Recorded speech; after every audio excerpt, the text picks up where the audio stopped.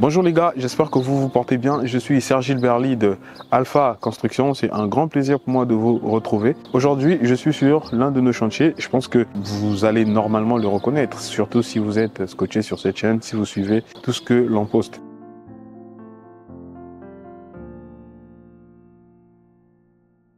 Ça fait quasiment 2 mois de cela qu'on ne cesse de vous présenter des vidéos que nous tournons sur ce chantier.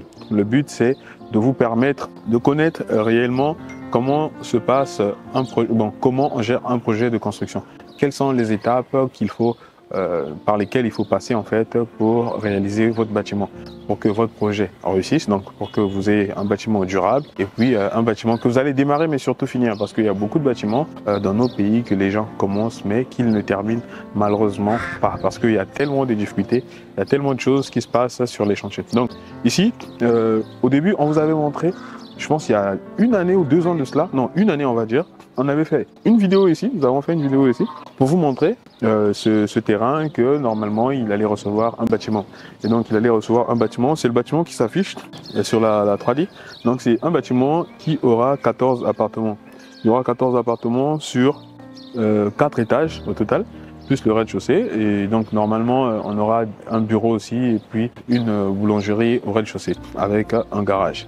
Donc, on vous avait parlé de ce projet-là depuis 1 an et au début de cette année, on avait démarré les fouilles de ce projet. Donc, quand on avait démarré les fouilles de ce chantier, je vous les avais présentées et au fur et à mesure, toutes les étapes qui se passaient, la pose des chaises, l'implantation des fondations, des axes, et après on a commencé par la réalisation des fondations et aujourd'hui, nous sommes à, je vais dire, peut-être 80% de la fondation. Et donc, c'est pour ça que je fais cette vidéo pour vous présenter, 80, 85 ou 90% même de la fondation. Parce que là, comme vous pouvez le remarquer, les fouilles ont été réalisées, les semelles ont été réalisées et puis il y a les poteaux amorces qui ont été faits. Et donc là, ce qui est en train d'être fait, c'est les longrines. Nous sommes en train de finaliser les longrines. Vous voyez, nous, ce qu'on avait fait, ce qu'on avait privilégié, c'était de réaliser les longrines périphériques. Donc du coup, nous avons fait toute la ceinture externe en fait du bâtiment. Pourquoi? Parce qu'on voulait rapidement faire le remblai. Et une fois qu'on aurait fait le remblai, parce que tout autour du bâtiment, normalement, c'est là où on doit normalement avoir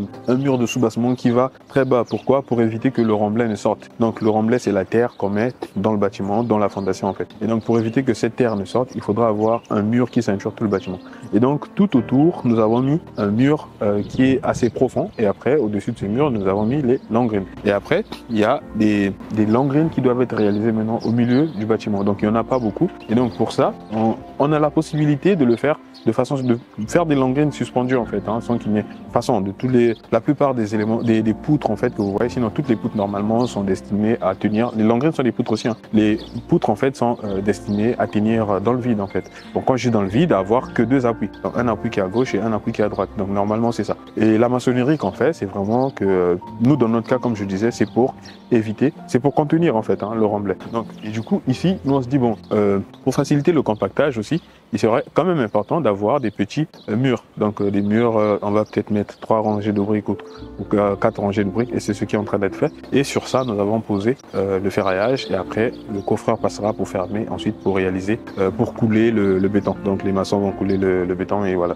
Donc c'est ça que nous nous apprêtions à faire. Et donc, il était important pour moi de vous présenter ça parce que là, on avait fait l'excavation, on vous avait montré l'excavation. Aujourd'hui, nous avons remblayé. Bon, malheureusement, le jour où on était en train de remblayer, nous sommes arrivés très tard sur le chantier, ce qui fait que nous n'avons pas pu tourner de vidéos et sinon on l'aurait fait. Donc voilà, mais après on verra si on peut trouver des vidéos de nuit, on va vous poster, comme ça vous allez voir comment est-ce que nous avons fait l'excavation ici. Donc ici, comme vous pouvez le voir, on est très haut finalement parce qu'on était très bas et tout ceci a été remblayé. Qu'est-ce qu'on a fait en fait? En réalité, quand on avait creusé, il y avait je sais pas si je vais l'appeler, il y avait un doublé qui était là. Donc la terre qu'on avait enlevée, qu'on avait stockée quelque part. On a gardé quelque part. Et quand nous avons fini nos fondations, donc tout ce qui est enterré en fait, tout ce qui doit être enterré, quand nous avons fini, donc ça va être les semelles, le radier, la cage de l'ascenseur, donc et puis la fosse septique. C'est vrai qu'ici il y a un réseau tout à l'égout, mais nous avons quand même choisi de mettre une fosse septique de secours. Voilà, bon, c'est le maître d'ouvrage qui a choisi, mais sinon c'est vraiment pas important, qu'on en a presque pas besoin. Donc c'est ça.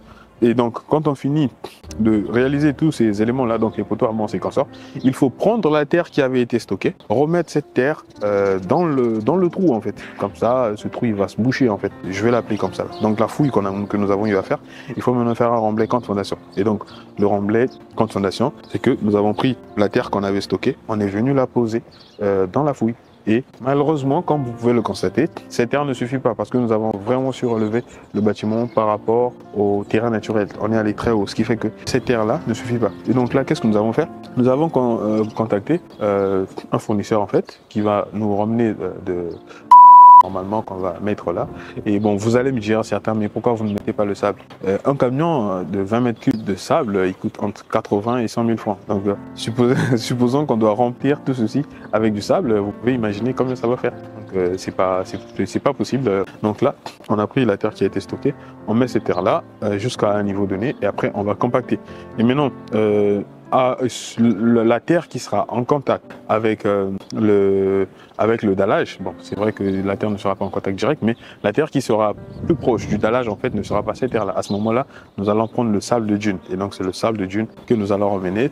Donc, après avoir mis cette terre un peu partout, nous allons tout niveler, tout ramener au même niveau. C'est ce qui a été fait à peu près partout, sauf ici, où il y a un petit vide. Et donc, là, tout à l'heure, il y a qui arrive, qu'on va mettre là, qu'on va bien compacter. Après, on doit ramener un compacteur qui viendra compacter. Et une fois qu'on terminera le compactage, il y aura du sable maintenant qu'on mettra. Et après avoir mis le sable, on mettra le dallage. Mais nous n'allons pas attendre, en fait, nous n'allons pas attendre de réaliser le dallage pour pouvoir commencer l'élévation du rez-de-chaussée. Tellement on est pressé, tellement nous avons perdu du temps. Nous sommes dans l'obligation de démarrer la maçonnerie très rapidement.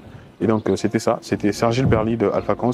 Je voulais vraiment vous partager ce que nous avons eu à faire ici et ce que nous sommes en train de faire. Donc si vous avez des questions, n'hésitez pas à poser-les, on vous répondra dans la prochaine vidéo. Peace, merci.